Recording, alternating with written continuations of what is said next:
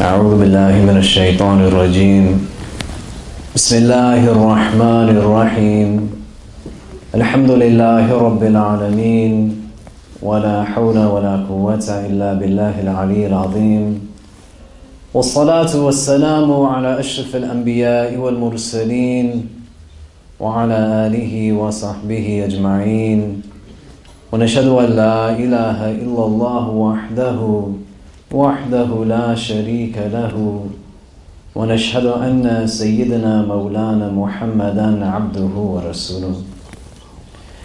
In the name of Allah, the gracious, the merciful, all praise is due to Allah, the Lord of the universe, the Master of the Day of Judgment.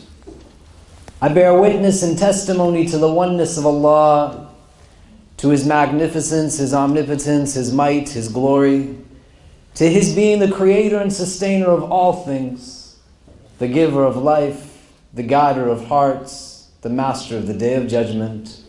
And I bear witness to the fact that Muhammad ibn Abdullah sallallahu alayhi wasallam is His servant and final messenger. May the peace and blessings of Allah be upon him and upon all those who choose to tread in his path until the last day. It is said that on one occasion, a sheikh sat with his students and said to them, do you want to see the distinction between the one who is a student of fiqh, a student of law and externals, and one who is a student of the heart, a student of the internal? And the students, they say that yes, we want to see the distinction. And the sheikh says that when your first classmate comes into the room and gives you salam, do not return that salam to him. And so their teacher has told them what to do, and they follow what he has said. And the student walks in and he gives his salam, assalamu alaikum, and nobody says anything. A second time he gives the salam and is met with silence, and then a third time again he gives it and is met with silence, and now he has gotten agitated and frustrated. And he says in his anger to his classmates, don't you know that it is fard upon you to return my salam? The sheikh, he says then, when the next student comes, do not return his salam either. And so he gives the salam as his classmate did and is also met with silence. And the second time he gives it, and the third time again, and similar to the first, he is all three times met with no response. But he says distinctly from his classmate who was offended that, did I do something to hurt you that you are not returning my salam?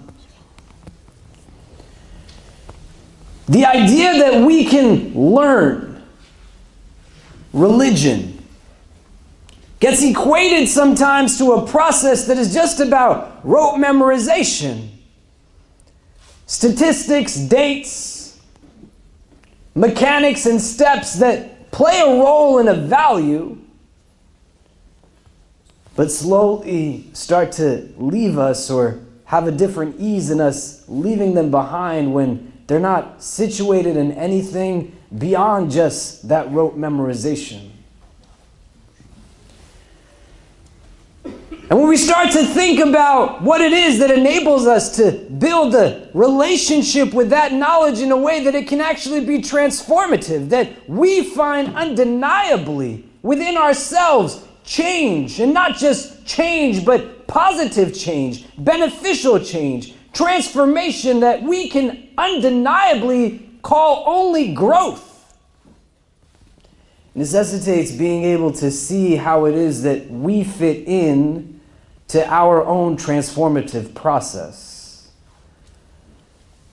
And when you contrast the God-centric perspectives of our religion to the egocentric norms of this society, more often the frame through which we see is one that says, where is everyone else in need of some kind of improvement? And hardly ever is it about, how do I play a role in the determination of what my life will actively look like? You and I are just mere moments away from this blessing that is the month of Ramadan. May Allah make us from those who reach it and benefit from it. And many of us are in a place where we have started thinking about it weeks ago, if not months ago, and some of us are in a place where, if we were honest, we would say it hasn't even crossed our minds.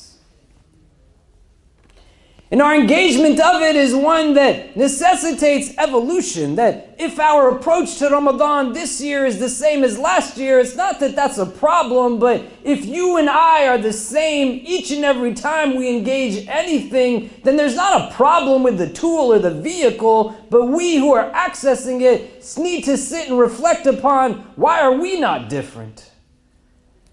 And how in turn what it's doing for us, why is it not different?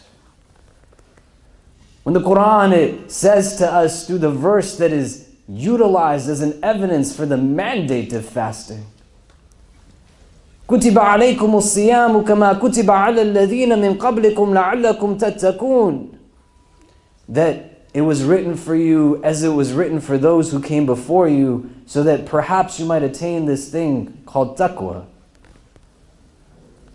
This consciousness that is rooted with an understanding of divine presence, that is taqwa. This mindfulness that says that you have a voice that is going to tell you you are about to fall into something that is not good, that is taqwa. This notion that you are aware of what is about to come from you and what is about to come at you and where you are taking the steps that you are walking towards what it is. It has embedded within it an idea that is hard for many of us to wrestle with. Because the purpose of fasting, giving us a potential increase in taqwa, isn't about us learning how to think or to be conscious, in the sense that we don't know how to think already. But what its purpose is to give you and I an opportunity to have refined reflection on the consciousness that we have, and to say to ourselves, why do we think about the things that we think about so much? And why is our focus and attention on the things that it is? That most of us sitting in this room are grown people, at least by the standards of the Sharia. That very few of us in this room are younger than the age of discernment, and may Allah accept from us all of our deeds. But we have capacity. And in the process of understanding what it means to attain the consciousness that Ramadan can bring to us through the vehicles that we engage in within that month, and not just fasting, but it's a month of Quran, and pretty much every single page on that book, if not every other one, has a word that tells you to think, to reflect, to contemplate, to understand.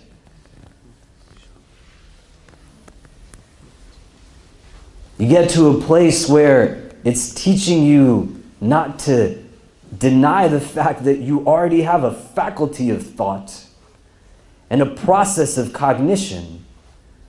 But it's saying that through this vehicle, you're going to be able to now begin and yield for yourself a recognition that says, why is so much of it in the areas that it is? My son Kareem and I, we walk to school pretty much every day, and he's 3 years old. His sister Medina is 6, and she and I and Kareem, we drop her first and then go to Kareem's, and then I make my way here.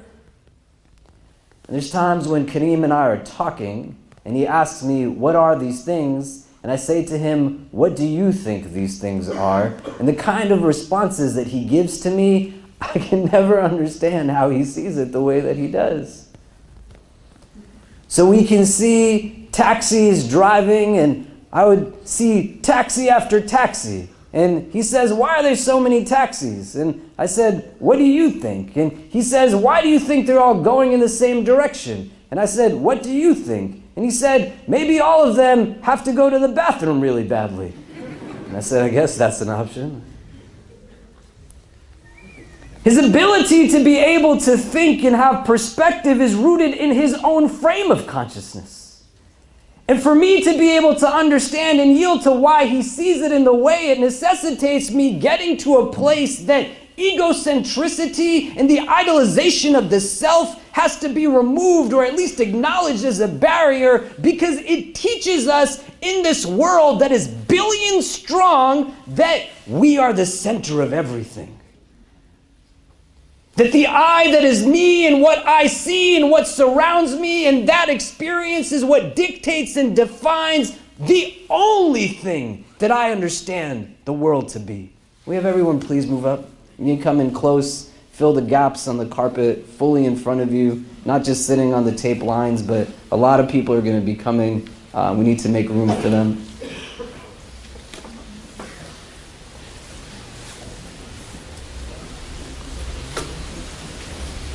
Theoretically, 17 times a day, we turn to Allah and we ask Him and invoke Him as the Lord of the worlds. But we're not saying dunya as the world, but we're saying alameen.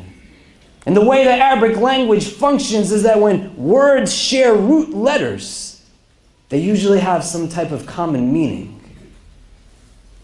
And so the word Muslim, the word Islam, the word Salam, it all has the root letters Salama, and you can see the commonality there.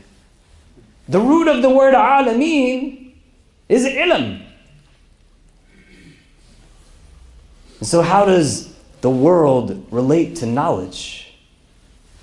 Because Ilm is not a negative, and dunya is one of the things we are taught that seeks to distract us from the world beyond this one. May Allah protect us from it.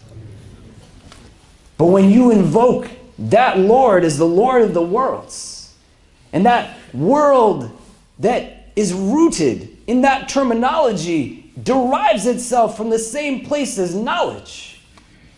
It recognizes that its role is meant for you and I, distinct from amongst the rest of creation, to yield to the fact that we have consciousness, and through it we can deepen our understanding by reflecting on the world in its entirety. Every single part of it can give us an access to that ilm that can allow for us to just understand more. But where do you and I factor into it? You ever drive down the street and you see people that are doing certain things and your immediate reaction is to get frustrated with them? That you need to get on the subway and somebody else is swiping at the turnstile and you don't understand why they don't know you're in a rush? That for whatever reason you gotta wait in line at a marketplace, a grocery store to pick up something that might be critical or crucial, but somehow the 5 people in front of you are the biggest idiots in the world because they're also paying for their stuff? If I talk to my son Kareem, who every time a fire truck passes at the age of 3, makes a dua that, Ya Allah, please make sure that no one is hurt. And I would say to him that, why do you think those people are in such a rush? And he would say to me that maybe somebody is sick and he's 3. Maybe there's a baba who's trying to go home to see his kid after a long days of work. He's just 3. Maybe somebody has to take their mother or father to the hospital. He's just 3. But to me or you, if they cut us off, there's no excuse for it. For me or you, if they close the elevator door in our face, they don't open a door for us, there's no excuse for it. As you strip away some of the aspects of dunya, and you allow for yourself to now traverse on an earthly plane that is meant to give you knowledge through all aspects of it. Think about what it means to tweak consciousness, to engage in a ritual and a practice that allows for you and I to return to the state of mindfulness that we are meant to be as human beings. That Allah, He says that for some of us, we're just like cattle. And you might have heard it over and over to a point where it goes in one ear and out the other, but hear it now, not with your mind, but hear it with your heart. If the dominant sector of your thoughts are categorically rooted in things that are just about the physical self, the acquisition of food, the accumulation of wealth, the gaining or engagement of sexual activity. It's not that these are things that are problematic, but if they become the sole purpose of defining who it is that we are and what it is that we pursue, then that is what it is that we're in pursuit of. And if none of it attaches itself to something that's much bigger, that exists for all time, eternally, has no finiteness to it, but it's infinite. If it doesn't even appear in the mind, how will the heart have the ability to get attached to it? And so I want to put it to you in the framework just of Ramadan. Because many of you have heard over and over and over, eat your suhoor. There's benefit in it. And I would say from the standpoint of just adjusting perspective and thinking about consciousness, not in the terms of it means that I am devoid of it, absolutely, but how do I shift it? Why would you not eat your suhoor? If the man who is sent as a messenger on behalf of the Creator of all things said to you that even if you just take a sip of water, you should do it because there's blessing and barakah in it, who are you yielding to when you decide? And not even who, but what are you saying is more important? And do you ever even think about it at all? When you let go of the Fajr prayer, not even its fara'id, but just the two sunnahs that the best of creation said are worth the entire world and everything in it, what are you thinking? And that's not meant rhetorically or sarcastically, but to be reflective. What are you thinking when you don't perform it? When you hesitate in extending hands, when you engage in whatever decision making you do. And when our text talks to us about hearts that are hardened and people that live, but they're really not living, it's just like they're sleeping. What makes you and I distinct from anything else is that we have been given that faculty of thought that then in turn gives us the other responsibilities of decision making, accountability, choices that come from us. And so you allow for yourself to just see that in this month of Ramadan, I want it to be a transformative experience. I don't know what the last days have been like for you, but it seems like Shaitan is on a mission, man. The kind of things that I've seen myself doing that I thought I wouldn't do ever again. The words that have come out of my mouth, the type of thoughts that have interjected themselves into my head, and not just of the things that I've done, but the things that I've kept myself from doing that in retrospect I wonder, why did I not do them? If you are not coming for yourself, know that He is coming for you. And when He does not have the same access to us in that blessed month, and the moments are just mere that He has access to come and get us, you and I are not beyond it. May Allah protect us from those whispers.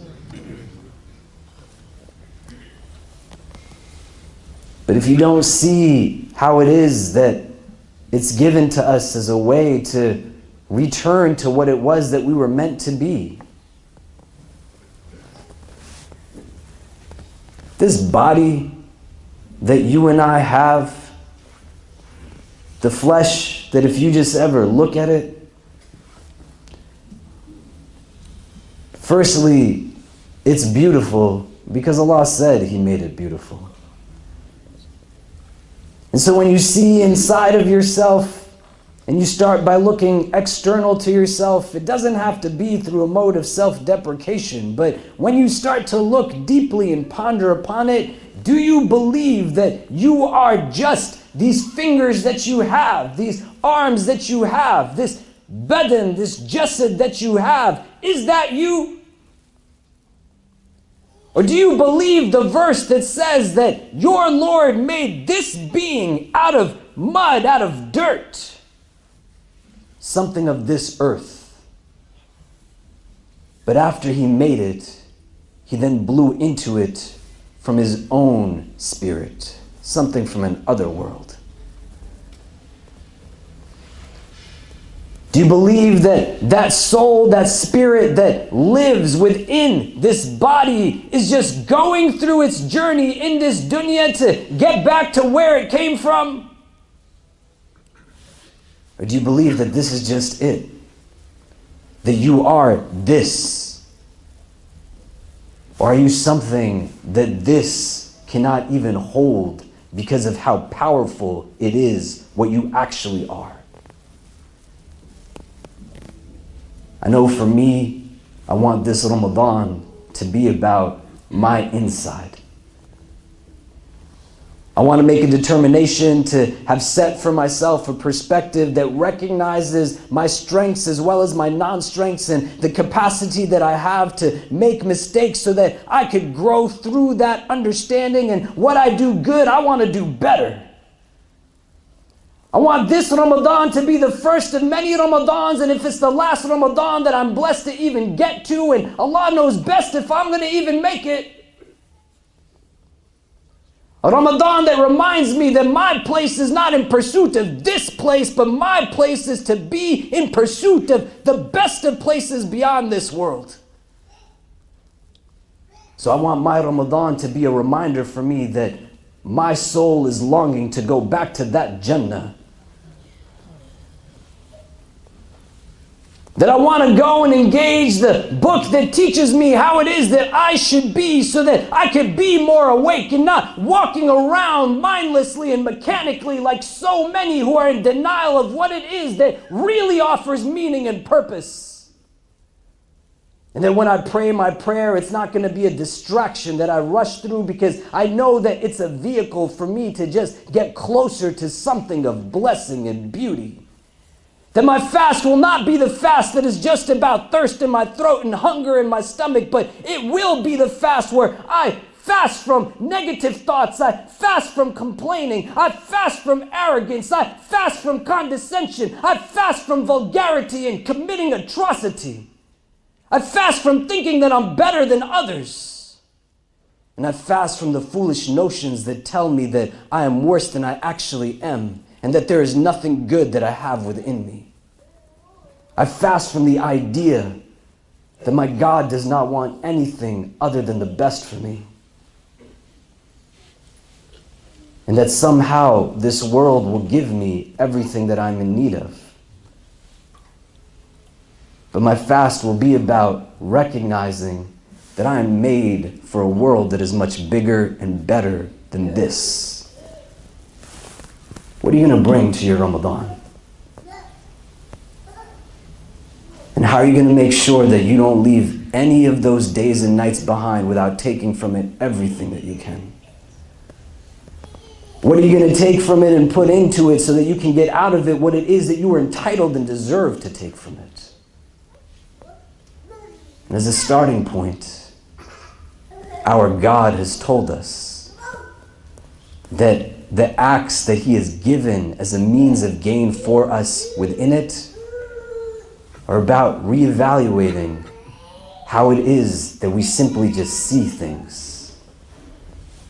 Spend some time with yourself these last couple of days before that month starts, and make decisions and determinations that set for yourself standards for you that you know you want to achieve and break so that you can gain as much as you can.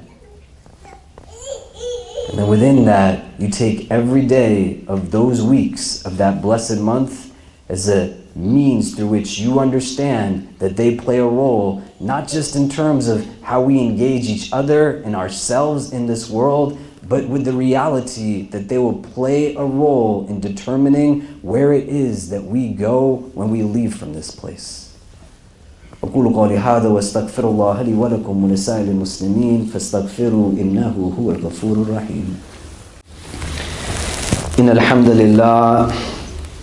الحمد لله نحمده ونستعينه ونستغفره ونؤمن به ونتوكل عليه ونعوذ بالله من شرور أنفسنا ومن سيئات أعمالنا من يهده الله تعالى فلا مضل له ومن يضلل فلا هادي له ونشهد أن لا إله إلا الله وحده لا شريك له ونشهد أن سيدنا مولانا محمدا عبده ورسوله إن الله وملائكته يصلون على النبي يا أيها الذين آمنوا صلوا عليه وسلموا تسليما اللهم صل وسلم وبارك على سيدنا محمد في الأولين وفي الآخرين اللهم صل وسلم وبارك على سيدنا محمد وعلى آله وصحبه وبارك وسلم يا أرحم الراحمين اللهم إنك عفو كريم تحب العفو فاعف عنا يا مقلب القلوب ثبت قلوبنا على دينك اللهم اجعلنا من المخلصين اللهم اجعلنا من المخلصين اللهم اجعلنا من المخلصين. We begin this supplication in your name, Ya Allah, and beseech you to send your choicest salutations upon your most beloved sallallahu ta'ala alayhi wasallam.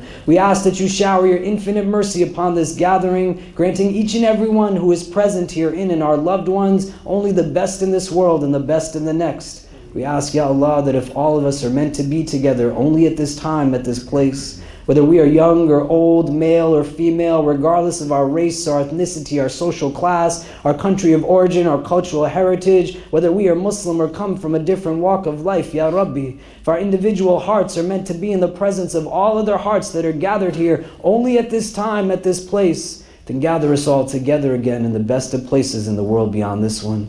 We ask, Ya Allah, that you make us, each one, from amongst those who reach this blessed month of Ramadan.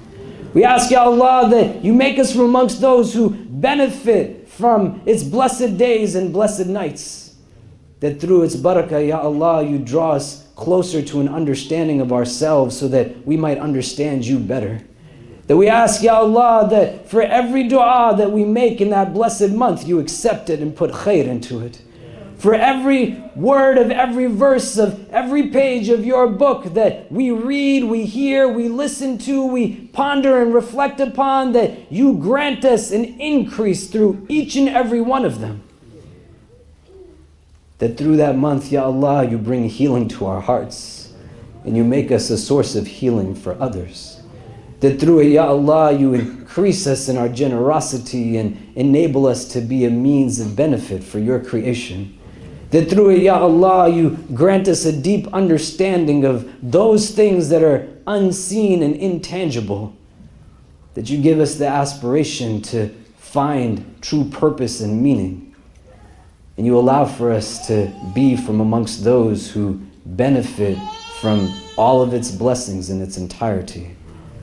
We ask, Ya Allah, that for those who will be observing that blessed month and they find themselves still in the midst of deep conflict and trial and tribulation of any kind, that you make things easy for them.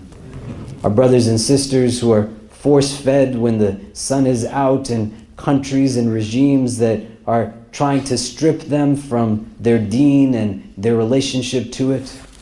Our brothers and sisters who find themselves unjustly incarcerated and they will do their best to fast without being able to tell whether the sun is up or down.